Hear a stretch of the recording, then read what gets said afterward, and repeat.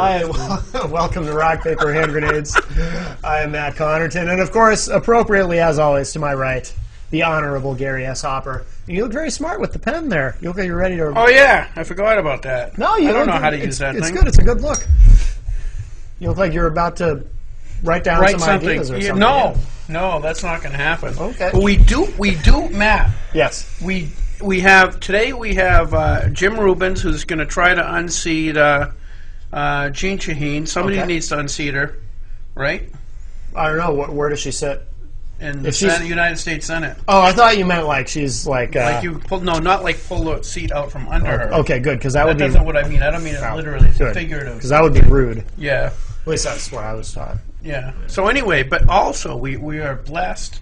If people remember, there's the Dr. Daemon Hess. I do remember Dr. Hess.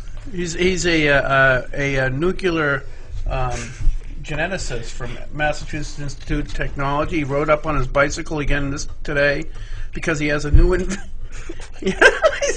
He's not going to be able to do this with a straight face. I don't know why. He's excited. He's excited. He's excited about his new invention. Damon, go ahead. Let's go ahead. Tell him what your invention is. Heliogum. Can we have the first picture? Heliogum. He's got he's invent. Well, we can get it. We can get it. We're almost there. Yes, here it is. Okay. No, that's not the first one. Okay, how about that? That's it. There we go. Okay, this is his new invention. It's called Heliogum. I don't know if you can see the bottom, but it's what does it say on the bottom? Something about toxic. There we go. Mildly toxic. Mildly toxic. It's just mildly toxic. It's Yeah, not that bad. it's okay. It's Right, okay. right. Yeah. It won't kill you It's like hot sauce, red hot. Okay. Yeah, it's like red Frank's hot. red hot. Yeah. Right. Okay. So anyway, that's enough for that. Thank you. Not, So anyway, tell them about that's helium. Billy. No, you don't just tell them saw about up Billy there. yet. Talk about what your invention is. We have created a molecule that we put inside the gum, and when it is chewed, it slowly turns into helium. And since it is so light, it makes you and the gum float. It took me 3 years of research and development. On the year we finished, we let Billy, our lab rat, float to the sky. When he hit the atmosphere, the helium popped, and the firemen tried to take out their trampoline to try and catch him, but he went right through. Okay, now we can show the pictures of the heliogum in practice. There he is floating. That's Billy. That's Billy. Okay. And the next one, please. See? Oh, wow. Isn't that awesome? Billy must have been a little nervous, I would think. Who could tell? I mean, he can't really open his mouth and scream. Right? That's true. So he's pretty much stuck. So Blowing that. what he's. Sorry for blowing that. Oh, that's That's all right. So anyway, so have you got any invest? Because Mr. Rubens here has actually been involved in small business. Have you got any investors to start producing this, or what are you going to do? And what's your liability insurance look like? I mean, do you think other people are going to want to do this? Why would somebody want to do this if they're going to plummet and die? We could have given it the name Suicidal Gum, but we thought that Helio would have better sales. Yeah, He's got a point. Yeah. Like, is there some market research to figure that out, or what? No. It just kind of occurred to you? You got a product advantage there. You haven't said it's sugar-free. It said it right on the right on your screen right there. It might be mildly toxic. It could be toxic, but at least it's not toxic in that way. Yeah. Why would it matter if you're gonna die after? You die maybe more painlessly. Your teeth are in better shape. Yes. You have better dental Yes. records to identify. That's good. Yes. Right? Yes. Exactly. Well, that's awesome, Dr. Hess. You better head back to MIT to work on your next invention. So, thank you very much for showing up today. And he did do it with a straight face. Actually, He did very good. Yes. He could polish the invention. He's got a starting point. Right. He can work from there. Right. Yes. You can buy it in 2 weeks. We can buy it in 2 weeks. All right. That's the launch date? Yeah, it's the launch date. 2 weeks? Launch date, I get it. Ah.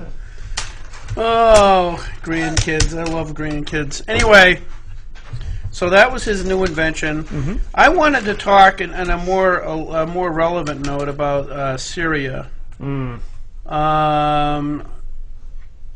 Because I've heard some of the Republicans talking about that they want to go into Syria and we cannot sit back while these people are innocent people are killed.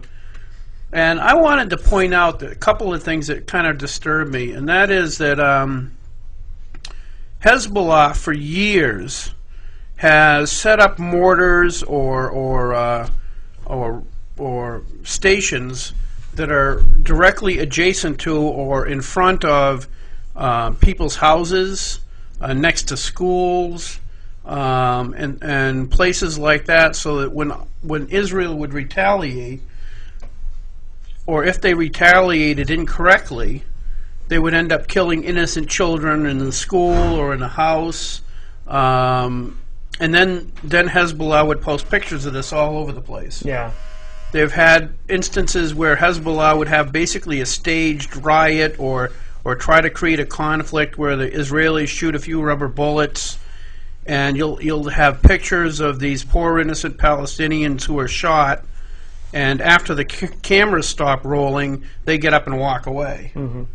So the probability that the 100 or some odd people that died in Syria allegedly from a gas attack, to me, it's very likely that it's the rebels themselves doing this, and is a pretty crappy reason for us to get involved. The second thing is, I think you have to follow the money, and I believe Always. The fight for control of Syria right now has a lot more to do with Iran is trying to run a pipeline, has already got an agreement to run a pipeline through Iraq and into Syria and into the Mediterranean to work with the Russians to distribute gas to Europe and try to avoid Turkey, which isn't necessarily conducive to getting stuff there on time, so to speak. It's also a lot shorter distance. And I think it probably has a lot more to do with control of that gas line than has anything to do with any kind of humanitarian I think you're efforts. I think you're probably right, because I think war in the modern era generally has to do with, like you said, follow the money. I mean, it's ultimately it's about business, you know. And I would argue that about Iraq, Afghanistan, you know, invading countries that had nothing to do with directly to do with 9/11. There's always some underlying reason, whether it's to fuel the military industrial complex, or I think your theory is very sound. I think that makes a lot of sense. Also, too, I would add, I'm a little troubled by, I feel like we're boxed in. Obama made that comment a while ago about, he said this is the red line. If there's chemical weapons used, that's the red line. And now that red line has been crossed, regardless of who ultimately is responsible. So it's like now it's really we're obligated because he said that. No. That's a thing I can tell he's not really a parent. Because if you're a parent, you run into this all the time. Yeah. Okay, I'll give you an instance. That was my grandson that was here earlier. His mother was about 6 years old, or maybe 5. We were in a Chinese restaurant, and she was acting like a little jerk. Yeah. And I said, if you do that one more time, you're not going to be able to eat dinner. Right. Okay, you have to think of you have to remember that you've got to follow through with whatever you say. Right. That's one of the reasons I'm not a parent. So guess who didn't get to eat Chinese food that night? Me. Right. Yeah. Right? Yeah. And Obama should have known better. He also can't let his pride get us involved in a war we have no reason to be in. I mean, if it was about the 100 people, I mean, that's a load of bull. Because for years and years in the Sudan, the Christians in southern Sudan were being slaughtered by the Muslims up north. And I'm sure they did it by the hundreds, the tens, the thousands. Sure. And we didn't do anything about that. So it's not about the 100 people that are dead. Right. it's all about. I think it's all about money and pride, which are two very bad reasons to go to war. Absolutely, I agree. I completely agree. But anyway, seeing that you're going to you're running for Senate, what's your take on this? Well, I'm not privy to the intel, the military intel, etc. But we've got to have a governing philosophy in the United States of America. We've gone overboard on becoming involved in wars that the result of which national security, American national security, has not been enhanced, and American lives, particularly soldiers, have been put through the ringer. Yeah. And if you talk to people on the front lines, these are the men and women who fight. They are looking for a military doctrine in America which is more oriented toward national defense and less oriented toward nation building, particularly in places where you cannot integrate democracy and Republican doctrines of self-governance into the local culture. You cannot resolve civil wars that have been ongoing for decades, maybe centuries, through American military intervention. So that if American national security is genuinely not impacted, we ought to exercise restraint. But again, I'm not privy to the intelligence that I heard on the news today that 1,300 people were killed by this gas attack. But again, I bring forward and amplifying your theme. You know, in Rwanda, we did not become involved in that. America did not become involved in that genocide. There was no oil there. There was no American economic enterprises threatened, and there were many, many more people subjected to horrific brutality. And there was a lot of pressure to go in. And there was pressure, but again, we're a country that's broke. We're bankrupt. Right. And our military capacity, particularly our fighting men and women, are stretched to the point of psychological damage, and we ought to exercise reasonable restraint, more so than we've done over the past 15 years, in becoming involved in these kind of enterprises that do not improve national defense. Right. We should have the strongest national defense in the world, bar none. No question about that. Yeah, no, I agree. And the nation building doesn't work, and trying to democratize a place at the point of a gun doesn't work. And I think it was John Adams basically said that you can't, and it says that in the state constitution, in effect, that you can't have a republic without a moral foundation. And so you can't go into places like Iraq that have been ruled by tyrants for probably thousands of years and expect to set up a republic. Right. It's just and expect them not to resent us being there. Right. But we were actually better off with Saddam in there because he was actually opposed or did not align himself with all these terrorists. Right. He was in charge of the Ba'ath Party, which I believe is Christian, and now you have basically a more fundamentalist Muslim country in the Middle East. Yeah, we have Saddam contained, and he was contained. And on paper, he was really a secular leader. Very. And the same thing with Mubarak. Yeah, he was a secular leader who used to oppress his people, and then once the Muslim Brotherhood took over, you understood why he was oppressing those people. Yeah, and that's not to say these aren't bad guys, but no, they're not. They're not great. But you don't take out bad people and put in worse people, and and call that a success. Libya, we had Gaddafi. Gaddafi was contained. Oh, very much. After we took out Saddam, which obviously is kind of, I'm contradicting myself a little bit, but after we showed we had the fortitude or whatever to take somebody out, he was very compliant. Oh yeah. And now what do we have in there? We have a mess. Yeah. Right. Yeah, exactly. So we've had allies like Gaddafi, actually, Mubarak, and Saddam was actually our ally before the Gulf War I. Yeah. And we've destroyed our allies for what and how many Americans have died doing that? I don't know how many. I don't know if it's 10,000 yet, but it's getting there. I know it was 5,000 a few years ago before Obama took over. Then they stopped counting. Just a coincidence. Sorry. Anyway, continue. Sorry. Well, I ought to say why I'm exploring a run for United States Senate. I'm Yes. seeking to replace the grossly misled incumbent, Jean Shaheen. And I'm running because our country is facing three really serious problems. These are problems that threaten to tear apart the whole country. We have a debt crisis, we have a jobs crisis, and we have a constitutional crisis. The debt crisis during the term of office of this wayward incumbent in the U.S. Senate, we have grown the national debt by $6 trillion. That's in 4.5 years, and the purported benefits of that were we were to get our economy out of the rut.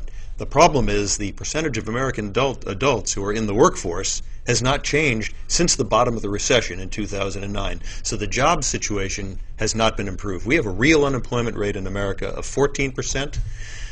We have young people. Now, when you say real unemployment rate of 14%, you're talking about right, the people that are on unemployment and those people who just stopped the looking. people that filed for unemployment are the people who've given up looking for work but would prefer to have a job. And then we have, on top of that, we have 80% of the new jobs formed in America this year, to date, are part-time jobs. Yeah. So we have a very serious problem of people who are coming into the workforce or re-entering the workforce not being able to make enough to support a car payment, to buy a house, to raise a family. You have young people coming out of college with big debt. We have another debt bubble formed, over $1 trillion of student debt, coming out of college, getting part-time jobs at Starbucks, and not doing jobs up to the skill level that they've been trained for. We have people my age and younger laid off, coming back into the workforce, not making enough to retire ever in their entire lifetime. We have a very serious jobs crisis. So we've pumped up national debt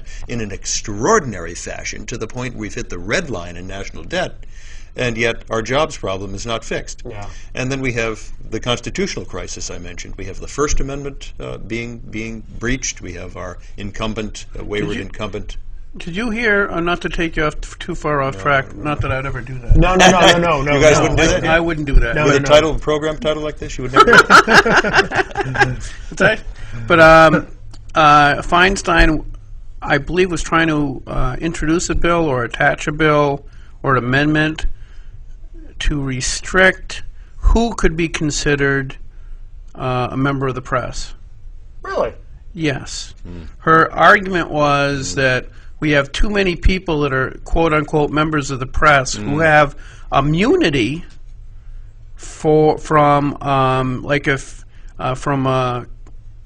covering their sources. Revealing a source. Immunity Revealing from their source. prosecution, yeah. Yeah. So Right. anyway, so That's interesting. that's another. Well, the First Amendment is quite a problem for this incumbent and for apparently Dianne Feinstein, because people who are not worried about not getting invited to the next press conference that only people who are compliant get invited to. Correct. Those are people who are more dangerous because they're going to report, they're going to ask questions that are more embarrassing. So this incumbent, I'm going to come back to this incumbent again, which is the reason that I'm here. We have an incumbent that has not had an open town hall meeting in I don't know how long, will not face the people of the state of New Hampshire and just take questions about these burning, the debt crisis, the jobs crisis, face the public and answer questions. And then we have Obamacare on top of it. This incumbent is the 60th vote that gave us Obamacare, which has contributed toward this part-time jobs phenomenon in New Hampshire right here, even though they delayed illegally the employer mandate. You folks know about Right. this. This Yeah. is the employer mandate that requires if you have 50 or more employers, that all persons who work more than 30 hours have to have health insurance Right. Through the exchange or otherwise. So employers in New Hampshire, even though they delayed the employer mandate for a year, are shifting employees down to 29 hours a week. And so you're having severe stress here in New Hampshire. So you have employees who formerly had full-time jobs now having to get 2 part-time jobs. And it's extremely difficult on families when you have to juggle the schedules of 2 part-time jobs. Your people are getting less sleep, less time with their families, and it's hard to do. I've seen that up close. One of the And it's jobs. happening. One of the jobs I have. I'm a manager at a place I don't mention on the air, but but I have a part-time employee. They would be embarrassed by that. Me mentioning them or not mentioning them? Yes.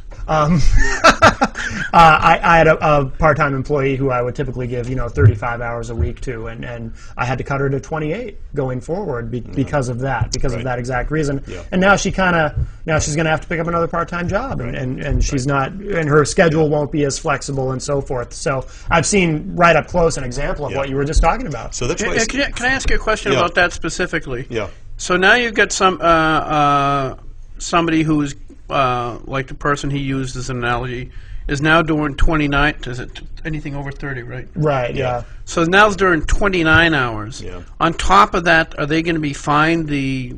No, you avoid the fine. The employer or the employee or the employee employer, specifically. Well, if it's an employee and you're not part of an employer, you avoid the fine. If you're self-employed, for example, or unemployed, if you're an employer, you avoid the fine. If that employee is taken from, let's say, 35 hours and put down to 28, you avoid the employer avoids the fine. Right. So the employer's avoided the fine. Yeah. Isn't the employee still liable for that fine if they don't get themselves insurance? I thought originally the whole argument behind Obamacare was this X number of 30 million people or whatever who don't have insurance to make sure they get insurance, and if they don't, they will be taxed. I think it's taxed because the Supreme Court said it can't be a fine. If it's called the employee but the fine is low enough so it's much less costly than buying insurance. Right, but what I'm getting at is, so now you've taken an employee from 30 or 40, 30, say 8 hours a week. You're down to 28 hours a week, and on top of that, you're fining them. Yeah, that's true. That's true. That's another burden on these folks. So this incumbent is the 60th vote to have foisted this in the economy, and the purpose of all this was supposed to have improved health care in America, and what it's done is it's driving up the cost of health care in America. It is not improving the quality of health care in America, and these are both very serious problems the country faces. We have very high cost per person health care, highest cost in the world health care, and the quality of American healthcare is about average in the industrial world. So we pay this premium price for healthcare. We get average results. We don't live as long as other countries of the world. We don't survive medical emergencies as well as other countries of the world on average. Yeah. And so we need to improve the quality of healthcare, but Obamacare does not deal with these problems, and it makes them worse. It makes it more bureaucratic, and it's forcing people to become part-time employees. So this incumbent who has the 60th vote to foist this upon America in the name of improving health care, which it doesn't do, needs to face the public. Hold open town hall meetings where members of the public, and this comes back to your question about embarrassing reporters, being credentialed. So these folks are trying to screen themselves from these kind of difficult questions, and these kind of difficult questions need to be asked and answered by incumbents in office. I know, at least it is difficult, but it needs to happen. Right, of course, yeah. I mean, even Kelly Ayotte, even after the vote on the gun issue, still held town hall meetings. Yes, she did, and they were difficult town hall meetings. They were very difficult. But she did it. She did it. She did it because that. If you're going to be an incumbent and insulate yourself entirely from the American public, and you're going to use First Amendment manipulations to prevent different types of reporters who might be more free to ask questions that are difficult, if you're going to insulate yourself from those kind of reporters, you're no longer accountable to the public. And so I make the point about this incumbent here in this state who has this 53% popularity range. It results from being insulated completely by her handlers from the American public, from the New Hampshire public. Yeah. And I don't think that's a fair way to govern. No. And I am here to challenge that. I am facing and will face members of the public and answer difficult questions. Yeah. And the questions are really difficult right now because the country's in we're in a country right now, we're facing challenges as significant as we were coming into World War II.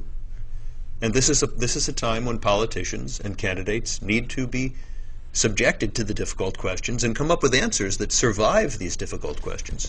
I believe there are solutions, not the ones the incumbent is proposing and executing. Do you think the fundamentally, where's your position on states' rights as far as Obamacare is concerned?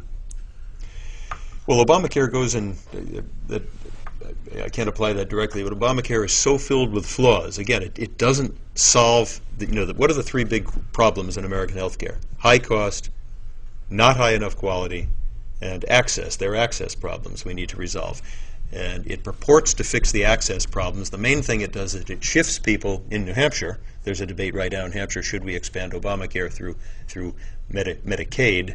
What it does is it shifts people from the existing system of emergency care where you go into hospital if you're uninsured and you get some degree of care. Is it optimum? No, it's not, but you're getting care. And it shifts some of those folks to Medicaid, which reimburses hospitals at a lower rate. So the existing healthcare system in New Hampshire winds up getting compensated at a lower rate than it does now.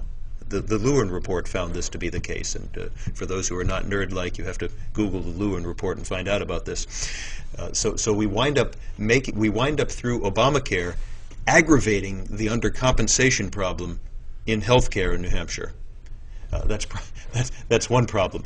We already mentioned the problem of people being shoved down into part-time jobs, which is another problem. I mentioned the problem of it increasing in America over the next 10 years. We're increasing the cost of health care America-wide by over $1 trillion over that time. So we're aggravating the cost problem. And it does nothing to fix the quality problem. And so it's important for a debate to go forward, for Republicans, at least in my case, to replace Obamacare with a package of solutions that are consistent with state rights, and I'll come back that fix those problems. And I'm proposing a variety of things, and then all integrated into this problem is our Medicare system, which is our system of over age 65 health care, which is completely bankrupt.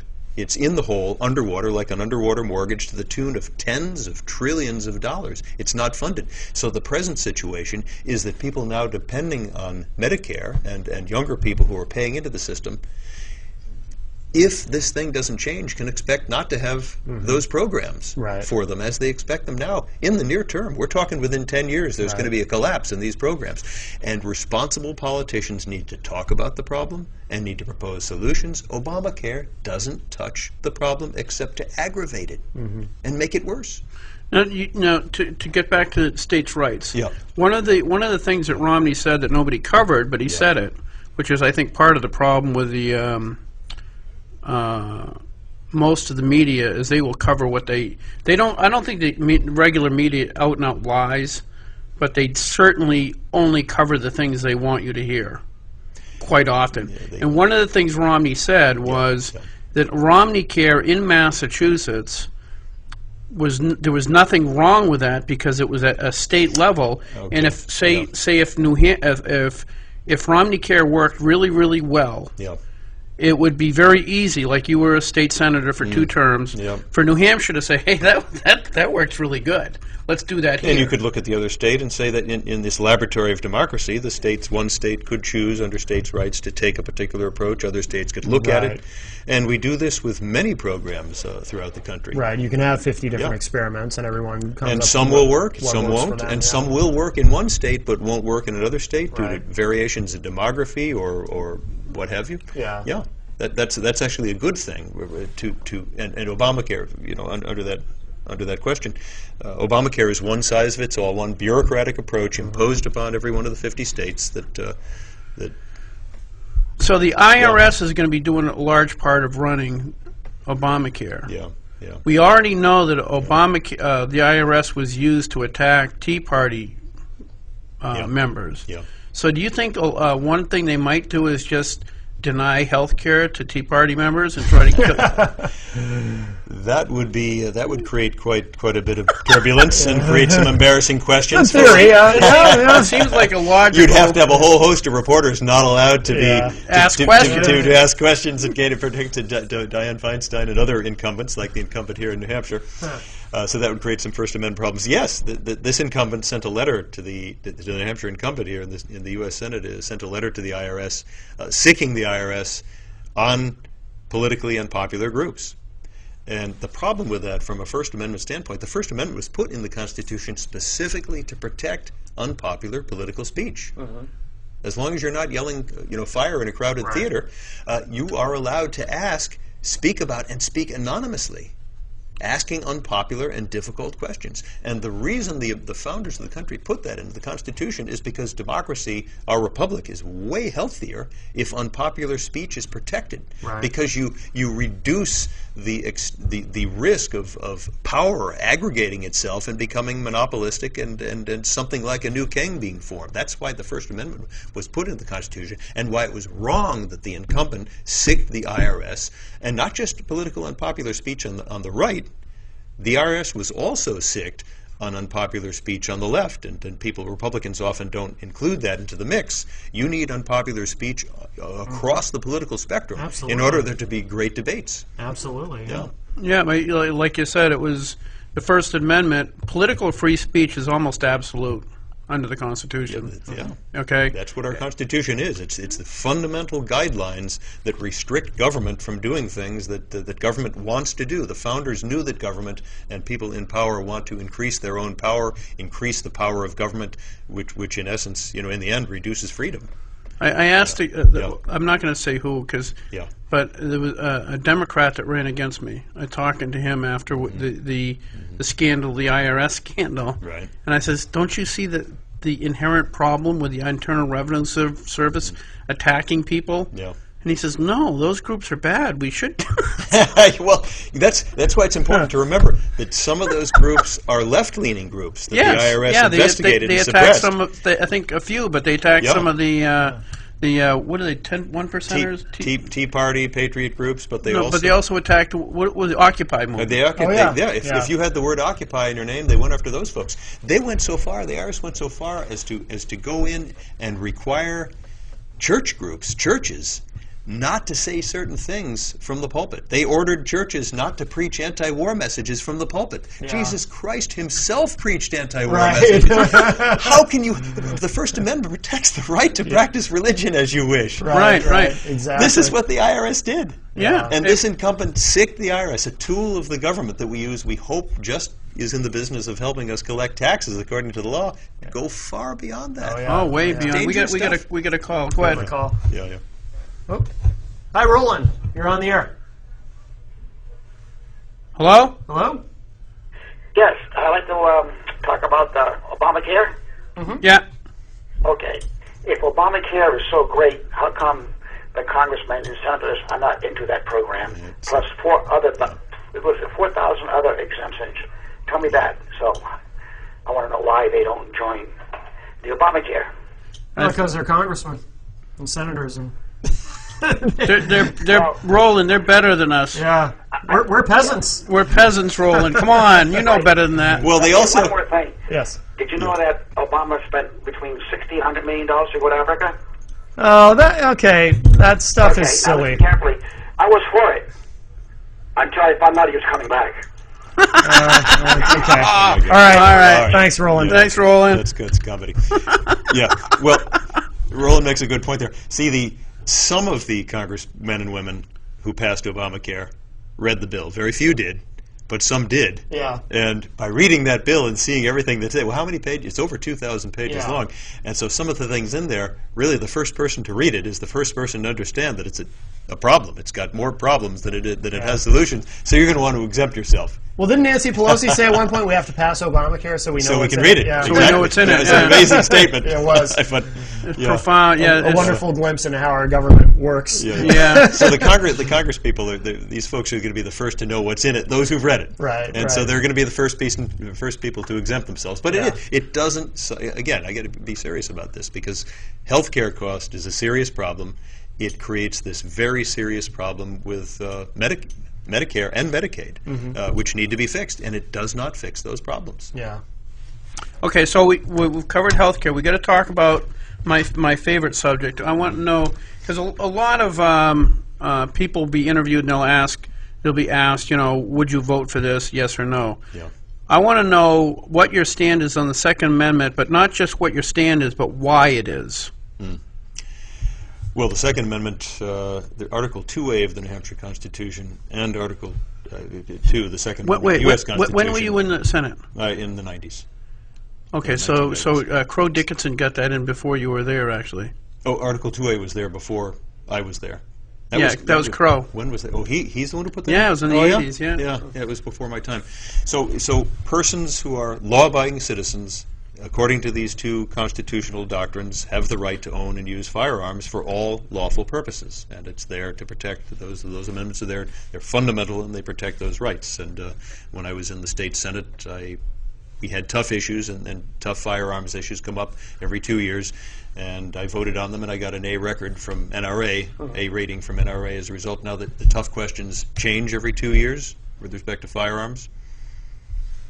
But why do you believe why? this? Why? Why? Why is the it First Amendment? important? Why is the Why First is- Amendment? We talked about why the First Amendment's in the Constitution. The Second Amendment is in the United States Constitution to be sure that individual citizens have the right to resist tyranny. That's one of the reasons. There are other reasons, but that's one of them. And the American people and firearms owners jealously guard that privilege and don't like the idea of things like a national database of ammunition, which the UN would like to impose upon America. Small Arms Treaty. Yeah, or a national registry of who owns what firearms. On the other hand, we don't want firearms to fall into the hands of criminals and people who are mentally incapacitated.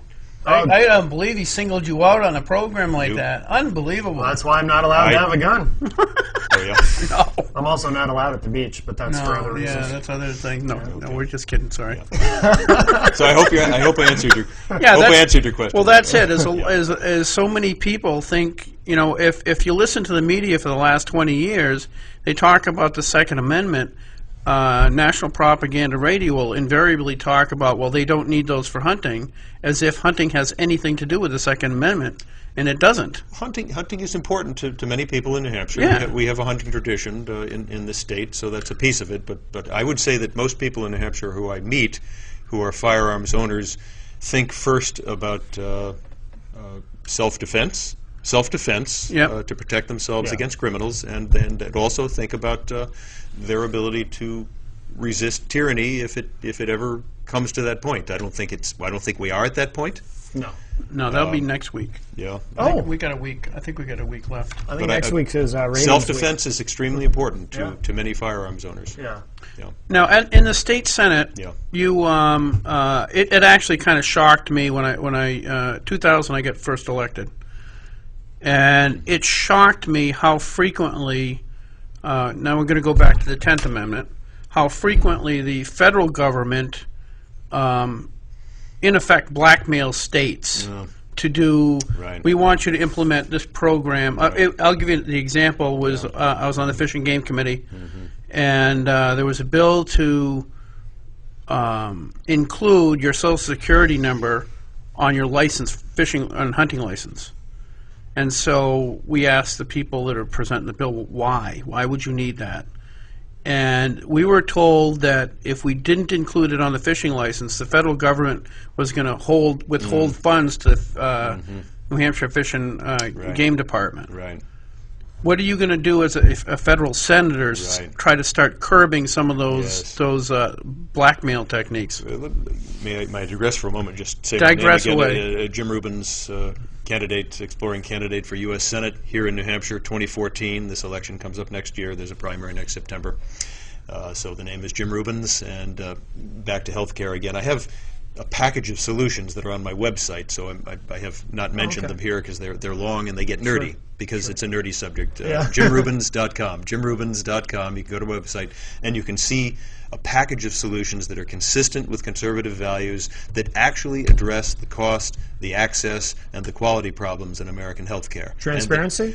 Do you talk about adding transparency to the system? There are a package of 25 solutions that I'm gradually adding to my website as time goes on, as I have time to research them. But some of the solutions, that's one of them. Great. The public, it's not a be all and end all, but it would be very good for the public to have risk-adjusted qualitative measures of providers and doctors. So if you're a surgeon and you have a lot of high-risk patients, and you want to compare that to another surgeon that does a type of heart surgery that has a lot of low-risk patients, there should be a means for the public to compare the quality. Absolutely. You know, how well those surgeons, those students, and remember I'm adding the word risk-adjusted because I'm a nerd, and we have to do it right, and we need to know the cost. So transparency in quality, transparency in cost.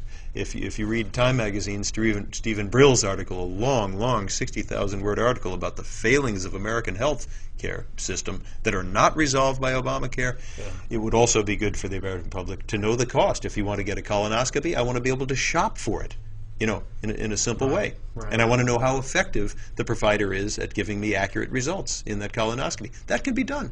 Sure, absolutely. So back to the 10th Amendment here. So if I were working to construct Obamacare, or a solution to health care, I would not use this carrot approach of bribing states. And here's what Obamacare does.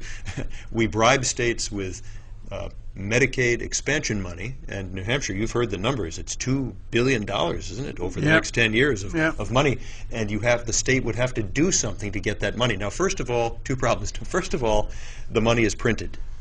This is money that's printed by the Federal Reserve Board. It does not exist. It's not being raised by taxes. It's increasing debt, and it's loading that debt onto our kids and grandkids in a massive campaign of generational theft. And the incumbent who now holds this seat was the 60th vote to pass this bill that bribes New Hampshire citizens with an expansion of Medicaid with printed money, debt from which is being loaded onto our kids and grandkids, and there's no way that they can possibly pay for it. And this fact has to be made known to the American public. Now, the bribery here in New Hampshire, the other problem with this bribery is that it will actually increase the problem, as I mentioned earlier in the program. It will increase undercompensation to hospitals and providers in America. When you actually look at the numbers, it doesn't solve the problem even within New Hampshire, even if you ignore the fact that it's printed money loaded onto our kids and grandkids. So that the federal government is bribing New Hampshire to make a bad decision in two ways in order to get some to get some short-term cash. Well, the other thing too is when it that does. Was a long answer, but forgive me. No, well, I think we got an hour. And one of the advantages is that you can give a long answer. So, but this would not work in a two-minute debate. Because that's the problem, is that people want, you know, sound bites for instead of actual solutions. But along that vein, a lot of the blackmail situations that I've seen the federal government do will say, we'll give you X number of $1 million to get program A started. And so you get that program started. Well, now you're left holding the bag.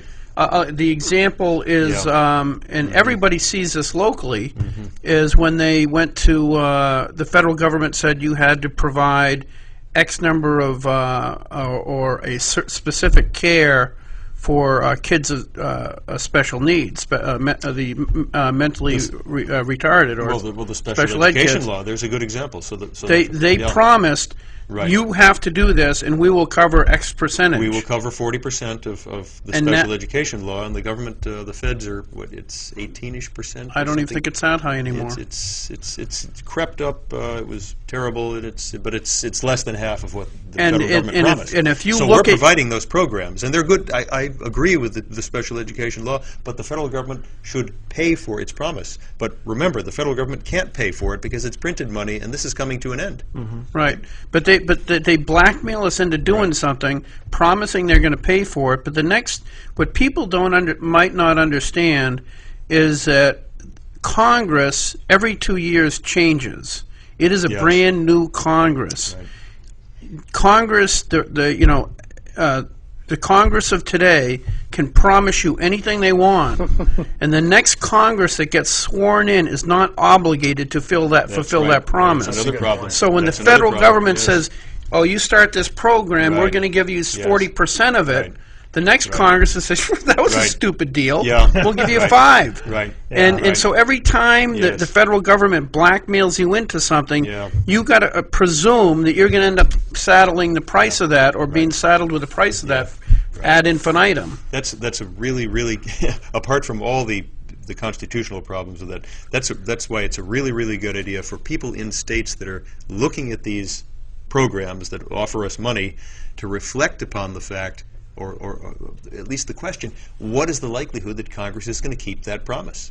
Given the fact the United States of America is on paper bankrupt. We're underwater by several years of our total economy. Yeah. The present estimate of the extent to which existing federal debt, which is a little under $17 trillion, added to the underfunding of Social Security and Medicare, that total ranges, and the low number is about $70 trillion, up to the high number of $220 trillion.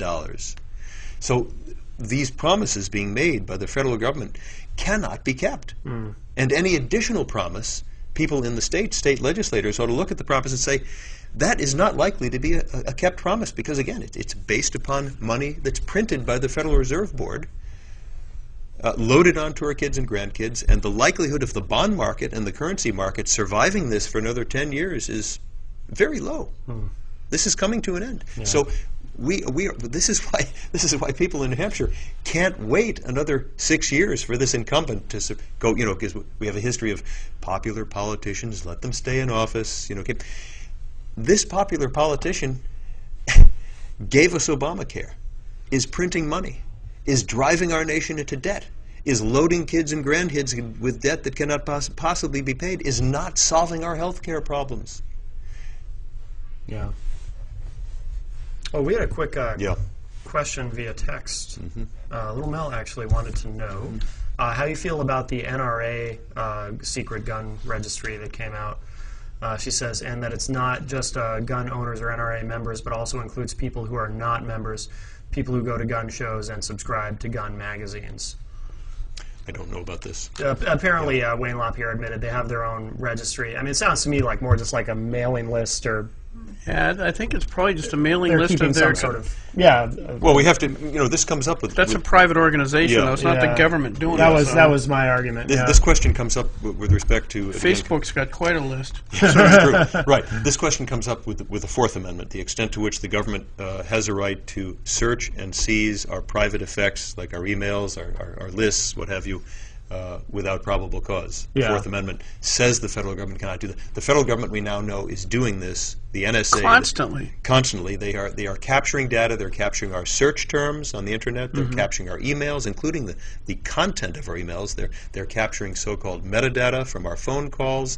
They're combining that with commercially available data about when we buy a camera, where we buy gasoline with our credit cards, and they're amassing this data in a data warehouse just to be completed next month in Utah, a $2 billion data warehouse that will require 75 megawatts of power to process all this data, so they can search the data they've seized from Americans to purportedly make us safe. Now, the American Constitution, under the Fourth Amendment, again, prohibits the federal government from searching and seizing our private data for any purpose unless there is a named and specified probable cause naming the individual citizen with a credible characterization of some potential crime having been, or potentially having been committed. I think it says they have to have Now- basically a witness. Somebody has got to say, That you have to come before a judge and say, here's a colorable case we can make that this particular individual, a named individual, has committed a specific crime, and here's the kind of evidence we think we can find if you allow us to search and seize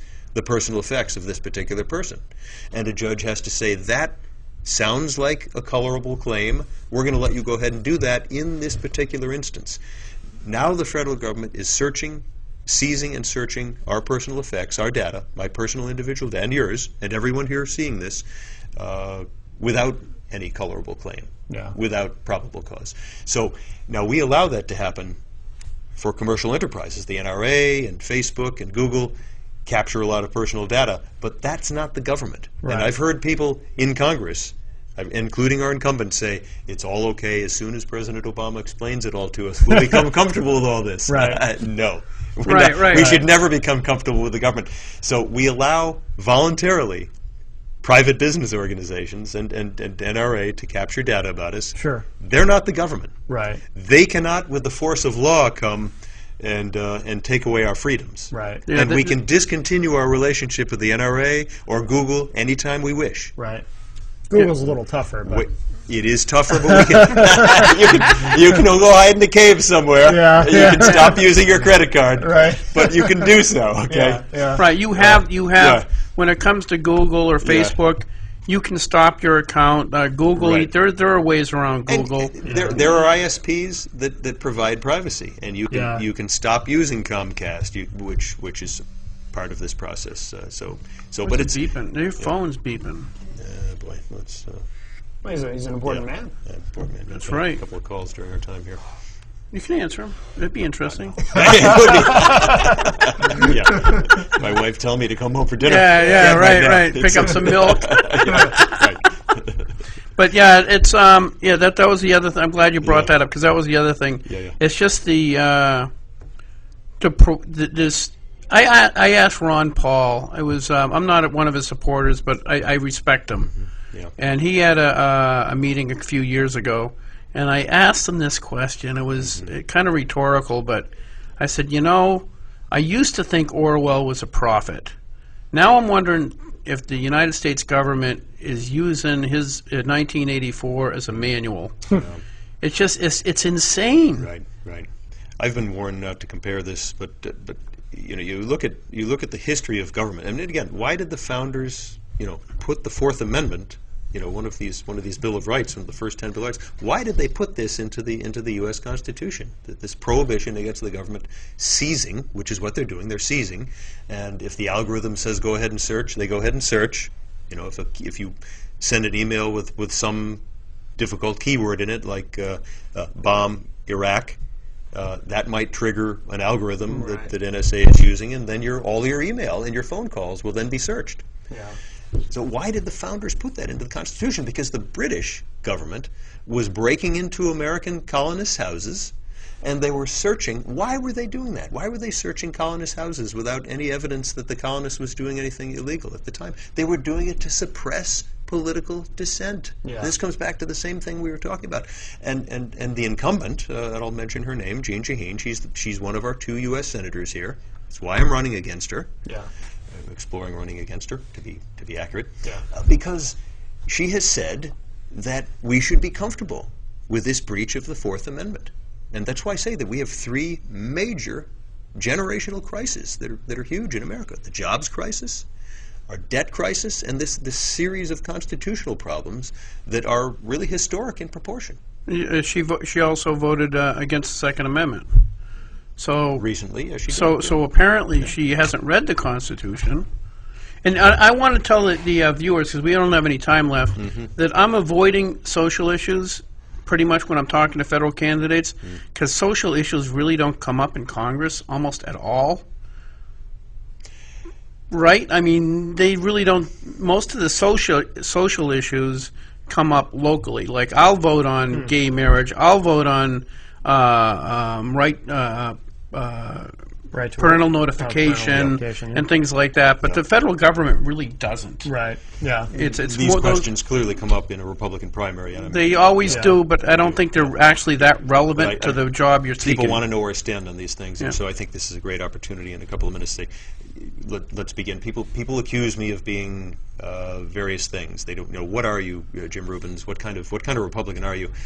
I'm a Republican who is comfortable with the gay marriage law we have in this state. Why am I comfortable with it? It's a states' rights issue. The legislature, of an extremely conservative legislature under Bill O'Brien. I wouldn't go that far. Well, pretty darn conservative. How about that? Is that okay? All right. Pretty darn conservative. Yeah. Voted by 2-1 to retain the gay marriage law that we have in the state of New Hampshire. So I call gay marriage in the state a settled issue. The people of the state have reflected upon this and feel that people who are gay should have a right to be married. Okay, it's not an issue that I feel should be regurgitated again, because it's a settled issue. The other question that comes up, of course, is pro-life, pro-choice. That question is determined by Roe v. Wade. It's an interpretation by the U.S. Supreme Court of the United States Constitution. It's very, very unlikely to be changed. Will there be a constitutional amendment to change Roe v. Wade? Highly unlikely. Yeah. Will the conservative Supreme Court we have today Is it likely to change Roe v. Wade? This is a court that respects stare decisis, which has previously decided constitutional questions, not likely to change. So I'm proposing that Republicans focus with voters on these key generational crises that we face, the jobs crisis, the debt crisis, and the constitutional questions we've discussed, and compare candidates based upon the extent to which they're bringing to the voters reasonable solutions to these problems that do not restrain freedom, that enhance American freedom, that solve the problems in a practical way that makes sense. And this is how I propose that Republicans come to the independent voters of this state who swing back and forth between the two parties. They're not particularly happy with either party, to be frank. Right. And come back to our party. Fair assessment. Yes. Very fair. So, as an yeah. independent, I concur. All right. Well, let's look at the two parties here. You got the Democratic Party. We're out of time. We're out of time. We're out of time. All right. Yeah, sorry. JimRubens.com. Yeah. How's that? Jim, thank you very much. Thanks very much for coming on. Appreciate it. All right, bye everybody.